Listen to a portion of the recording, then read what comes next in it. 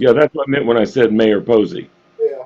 So it is about, and I think, Dr. Hennessy, we have been. I think it's been a very tough fight to get to this point.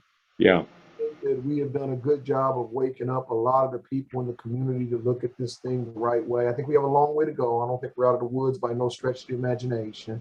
right. I think that as a collective, I feel good about the collective effort that I have seen happen, with a lot of community members really rallying around doing this, which is why you guys feel like y'all need to know so y'all can get back more involved. No, that's right. And I think you're doing a great job. And I mean, part of this is that we, for good or for ill, we're also rallying around you. Yeah, yeah. Just because we believe in you and we believe that this is a tremendously great opportunity for your company, not just for this project, but also how it spawns others and how it goes outstate. You know what I mean? Yep, I do. I Yeah. do. Okay, so who's going to be the moderator to actually take this on? Can I get a volunteer or do I have to appoint somebody? Heck, John L's paid for this, isn't he? Oh, yeah, John, you know what? What You the get credit for this. heck? That's your friend, John L, throwing you under the bus like Clearly, I haven't been tithing enough, is what they're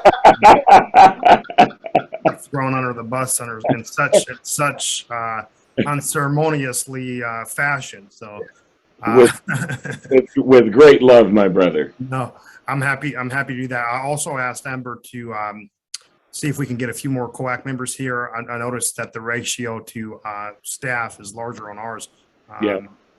Reverend Hennessy, I think you're the only COAC member in our group right now. I am. Yeah. So I think, we got a couple more here. I Of course, think. Jeff Moreland said you don't need any more than me anyway. that's all we need. That's all we need. Well, we have Katrina, welcome.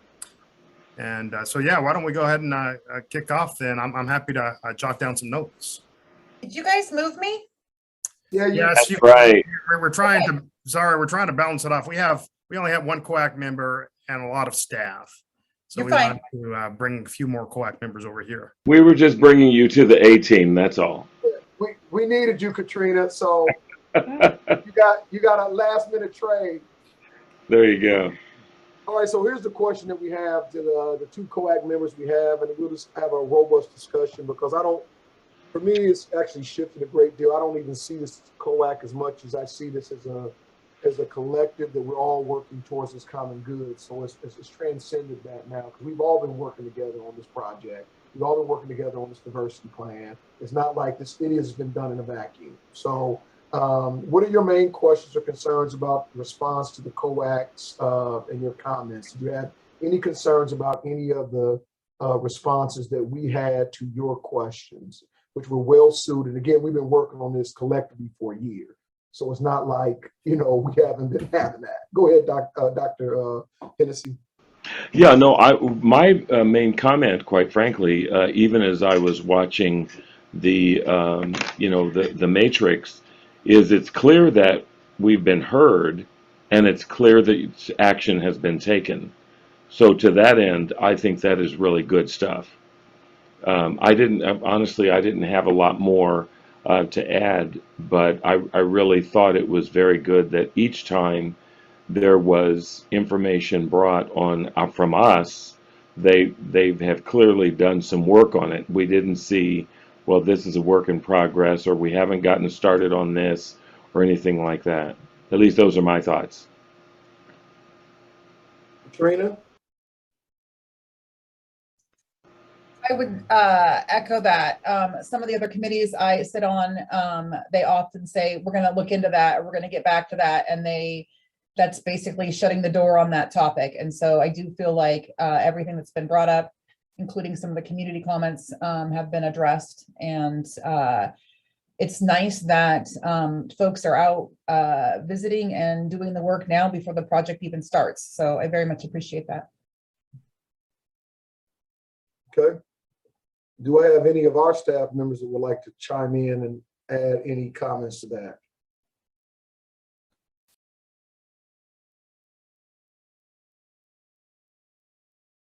Okay, again, I personally see it again as a collaborative. I don't think I mean, I've worked on this is me talking to our group here. I've worked on a lot of diversity plans over my last 25 years in construction. By far, this is the most robust plan that we've ever put together. And you guys know that, you know, from a personal standpoint, or Ray Moore and Ty with people like Stacy, and then we've achieved unprecedented results in terms of diversity, inclusion, and building companies, right? A lot of us have. Hamilton and Son has done the exact same thing. We've been doing it for 20 something years, right?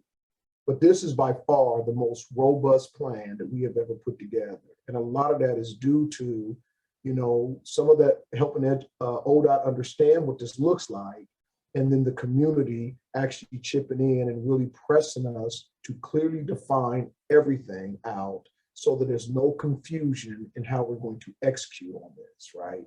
And so I really see this thing as been a collaborative, you know, so I don't see it as something that, you know, the JV owns, right? I think this is owned by ODOT. I think it's owned by the OR team. I think it's owned the whole team, including COAC, and even HAB has given us some input as to what they've seen. So I've seen this as a whole community working collaboratively together to bring this to fruition. So I'm very proud of it, of what we have achieved and what we have done. I'm extremely proud of it, and I look forward to, you know, getting started on it. Right, I'm at this stage of the game. Okay, let's get it done. Let's get it approved enough. No more of this. Let's get some boots on the ground. We're already doing that, but let's really get after this thing. And the Fonzie having to be done is a little discouraging. I'm not going to say it is, but I'm a little encouraged that we're finally potentially getting the city back to the table, even though it's taken much longer than we were told it was going to take. But we're still moving forward, and I guess I'm encouraged about that. And the opportunities that this project can bring, if we're able to figure it all out, get it funded, along with what's going on with IVR, I just see it as just the absolute ecosystem that can be transformative, completely transformative to our community. That's just my soul. I'll get off my soapbox now, and if any COAC member has any comments, that's what we're here to listen to y'all, not me. So I'll shut up. Go ahead and pass the plate. I think that was a great sermon. I mean, you know, I was being pejorative, obviously, but I do think that what you've just said, Jeff, is we are at a really good place. And I'm grateful because, as we all know, we've had some really, really tough days way early last year and all of that, and perhaps even before that. I can't remember anymore. But no, I think we're in a good place, and I think we need to just keep moving forward with this kind of energy and trajectory. And I think we've got something we can all be proud of.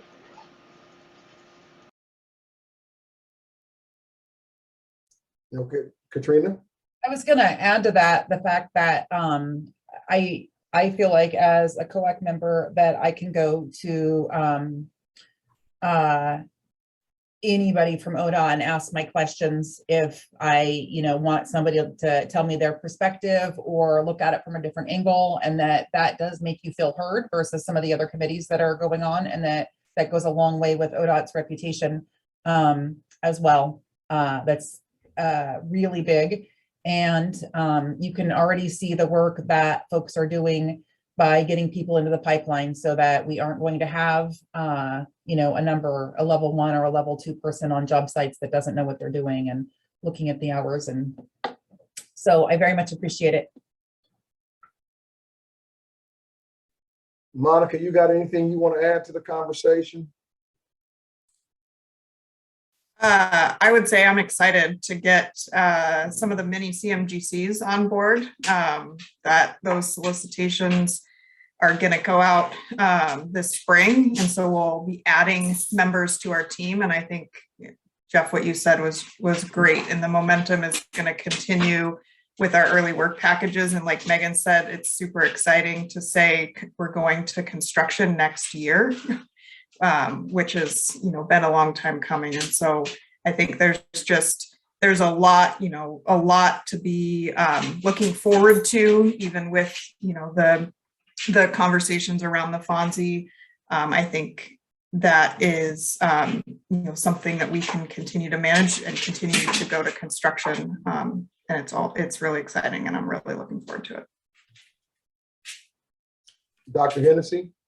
Yeah, I just wanted to say, and again, I don't know how many questions we're going to get to in this session, but Jeff, you raised something that sparked a thought in me, and that was getting the city back to the table. Um, is it possible to talk just a little bit more about that, or would that take up too much time? No, I mean, I can tell you what I know, Okay, you know, but yeah, so they finally got kind of this letter that's in the city's hand of agreement, which is going to be the pathway to get them back to the table. They still have to work out the interagency agreement, intergovernmental agency agreement. It has to be worked through, but this letter that will be adopted by Metro, Multnomah County, and the city will allow all three of them to at least get back to the table, start working on the project. And that's the most critical piece, because with them not there, we can't yeah, move the city here, right? absolutely. What do you think broke the logjam? Well, the logjam was supposed to be broken our governor's meeting. I remember that. I Yeah, don't feel like they got broke because 6 months still just now getting here. But I talked to the governor's office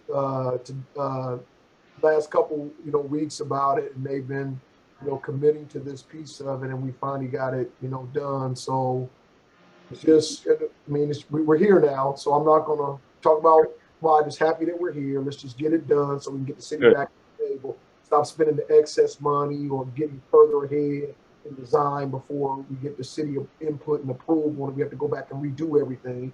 It's just, it's just a good time, and I think the stars are aligning finally.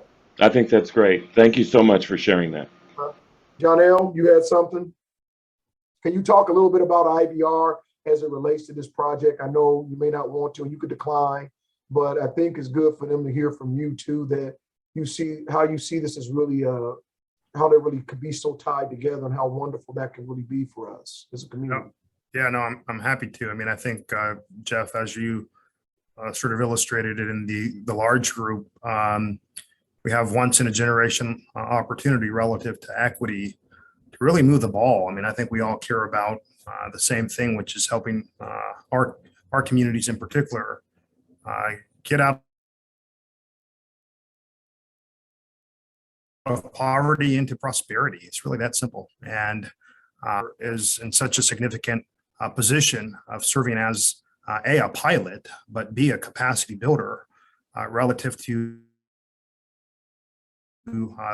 IBR, which is a few more years out. It's scheduled to break ground in 2025. And so if you think about the capacity that we can build with Jeff and the CMGC, Rose Quarter, the new scopes of work that many DBE firms could achieve on Rose Quarter, puts them in such a significant position to grow more capacity and to be even stronger on IBR. And so to the degree we can think about both projects from a systematic perspective, I think we have a huge opportunity. The other side of that is on the workforce side. Think about how folks start off as pre-apprentice, perhaps on Rose Quarter, and graduate out on IBR, or start off as an apprentice on Rose Quarter, and perhaps start a DBE firm themselves on IBR, because we know that we grow our firms from our workforce. So huge opportunity. And the other piece too is not just IBR, it's also 205. 205 construction packages will be dropping shortly. Will be similar capacities that will be needed on 205 as will be needed on IBR. And as we think about firms where we need to go out and curate or create, we need to be thinking about all of the scopes that will be required for these two massive projects. The last thing I'll say is, as a result of the United States Department of Transportation and some of the rules changes, I know what ODOT's looking into this. We now have a unique opportunity of being able to hire by zip codes. So that's another element. We can look at the highest concentration of impoverished zip codes throughout our city and target some of our workforce efforts there. Again, another opportunity. So once in a generation opportunity, we're talking about billions of dollars of investments. We talk a lot about restorative justice. In my view, the best way to restore any sort of justice is to make sure folks have strong economic footing. And that's the opportunity we have. Thank you, John. That's fire. Appreciate it. Anybody else got any comments? This is actually going real good. It's much better than a year ago when y'all was pinning me down. I was taking all those body blows from Dr. Hennessy. Katrina, you wasn't hitting so hard, but James Posey and Dr. Hennessy were throwing haymakers, and Joe occasionally too. So we've been able to work through a lot. This is actually absolutely good. Hey, Jeff, I just wanted to mention just a couple of things. First of all, the collaborative effort to get this plan in place has been just amazing over the last year. We've worked really hard all together getting this plan together. And, I echo Monica's excitement to finally start getting this plan put in place and working it. It's been a long time and actually coming to fruition. And I'm very excited about it. Can't wait to get it going myself personally. So good job to everybody. Carolyn, I want to hear from you. You've been around in this ride for a long time too. We got 10 minutes. What are your thoughts where we are right now? And Mike, then we'll go to you since we're hearing from folks. From my perspective, it's been a lot of hard work, but I feel honored that I got to be part of it and to really look at our construction. I've been doing it for a long, long time, and to look at it from a very different viewpoint. So lots of learning has happened, lots of understanding each other and figuring out how to move together forward. I say it a lot, probably too much, but I really feel honored that I got to be part of all this. And I'm really excited to get going with the minis and get them integrated into our team.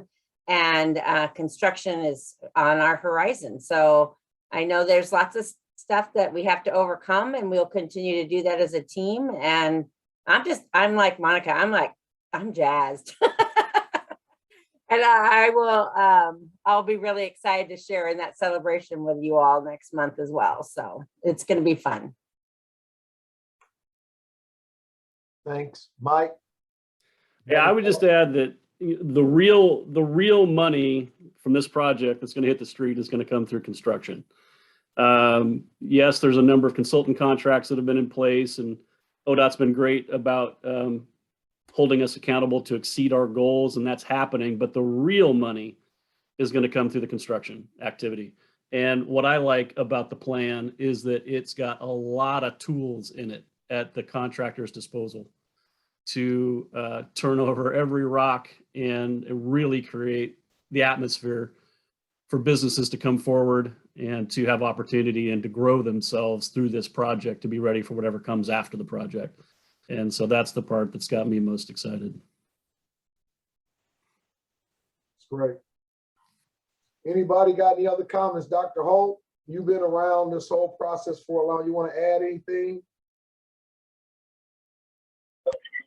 Listen, I think the only thing I want to say is let's go. Let's go. Let's go. High five to Dr. Holt. Let's get her done. Yeah. The work is prepped. The team's in place. I think what was a strong indicator today from Mr. Posey's comments, we really need to lean in on consistent communication, internal and external, stuff we've been talking about forever, making sure we establish the third-party validators so that others know and can speak to this work. Let Matt Hennessy go, let Dr. Hennessy go with a bullhorn on the corner, and he'll raise the funds, and I'll play the tambourine, and we'll get this thing done.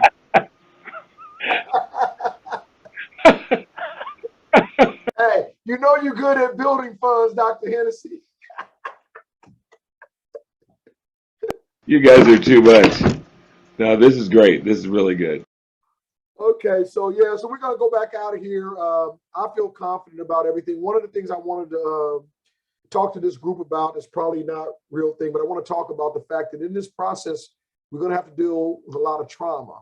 There's a lot of trauma in our community that is going to make our success difficult along the path, which is where we're gonna have to adjust. And I think we built enough options within us, especially with this workforce advocate position. It's going to be a multiple pronged position at some point to be able to help deal with the trauma that has been a barrier in our community for a very, very long time. This hinders success, right?